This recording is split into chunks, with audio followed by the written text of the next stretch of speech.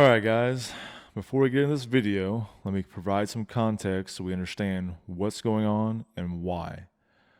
This drill is a two-man cover-based drill focused around two guys trying to share the same piece of cover, communicating, working both sides, all that. This is all coming at the end of a 4-day stretch, a 2-day Rifle 1 class, this being the second day of the Rifle 2 class. Everything that we're dealing with, we've learned how to do. It's been covered. We weren't thrown to the wolves. It's about doing this under stress, having problems thrown at us like tourniquets if we've been hit, having things like weapons not functioning properly or not being able to fix the problems that we're running into with said weapon. So this is nothing we can't handle. It's just something that you got to do to really get familiar with to do it well. So, with all that being said, let's dig in. So right here from the start, somebody has to take charge always in a two-man drill or team drill. So I went ahead and said, hey, you go right, I got left. And then you see I got all the way up to the cover before I switched shoulders, and I really should have done it on the way. A little inefficiency that would have saved some time. And seconds always matter. So I had run into some issue, don't know what it was, but cleared it, fixed it, back up and running, no problem.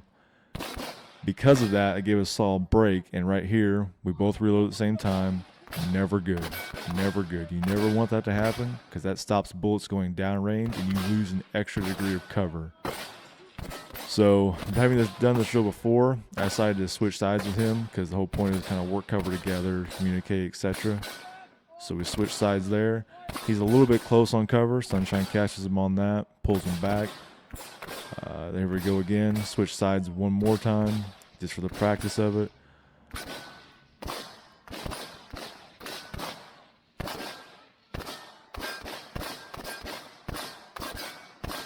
And right about here, we actually get pretty settled into our cadence of fire, our combined cadence. And we're doing a good job of balancing the rate of fire with the reloads.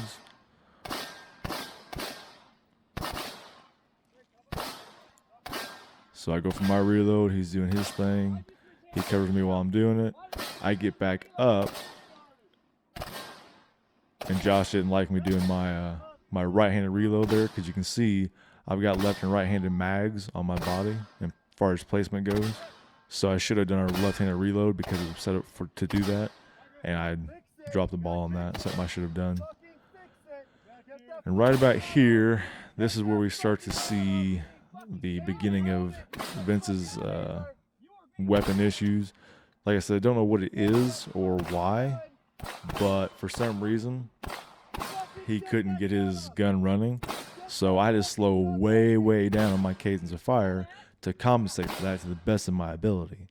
And you always got to keep in mind the other guy with you because you're always shooting their bullets, not yours.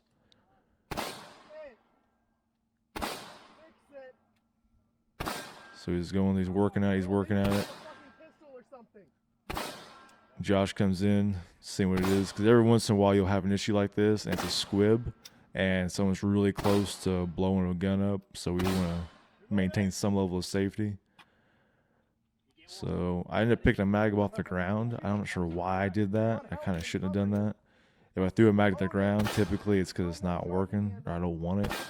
So I should have picked one off my back pocket that I clearly have and just didn't see.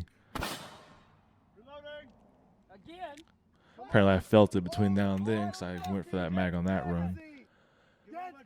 Laid out. I'm still trying to do my best to control my rate of fire. And right about here, I go to give him a mag because it may be a mag-related issue that he's having. I can't see it because I'm trying to focus on the target. So I try to give it to him, and as a result, I get penalized, quote unquote. Partially because I was, trying to help him out, solve his problem, and because he was taking as long as he did. But this right here was amazing. This is right here where he was thinking on his feet.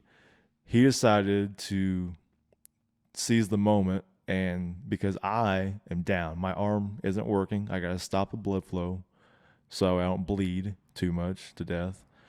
And because of that, he takes my gun off of me and uses it to cover both of us. That is something you like to see because we didn't train that, but that is something that he thought to do. So he's going to get a little excited because he's been trying to get his gun working. He shoots a little fast. They slow him down with a reminder. Then he settles in. He's good to go. He's got it. Then I'm going to deal with my tourniquet issue. And I'm going to go to fix his gun. So I'm going to say, keep working. Look for work. Find something to do. I got the gun running. I was assuming, because you never really know what they actually mean by getting hit in an arm, that my arm could function, but it couldn't bear weight. So I use it to fix the gun, but not to shoot with the gun. And right there at the very end, I still managed to put my safety on. Even though I'm weak-handed, one-handed, I didn't forsake safety and weapons manipulation because of some hard drill we were doing. That's the point.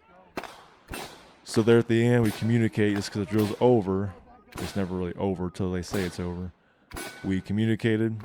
We traded off guns because his was empty. I got his, I loaded it. Then, here at the very end, we decided to take off because we got to get out of here. I gave him the loaded gun, and he was taking point. I told him to take charge because that way I wasn't the guy leading with a bum arm. So, all in all, that was the drill. I think it went pretty well, all things considered. Obviously, improvements can be made. Little things that always happen. Reloading at the same time, you got to offset that. Crowding cover, you see that often. Me at the very beginning, not thinking about what I was about to get into. I knew I was going left because I told him to go right. I didn't switch shoulders. That was dumb. That was a waste of time, and seconds always matter. And obviously, weapon malfunctions or stoppages, whatever it was. However, there were some pretty cool moments to take away from that as far as thinking on your feet. And all in all, I was pretty happy to see this run on camera. So, with that being said, guys, let me know what you think. As always, take care, stay safe, and sharpen your skills.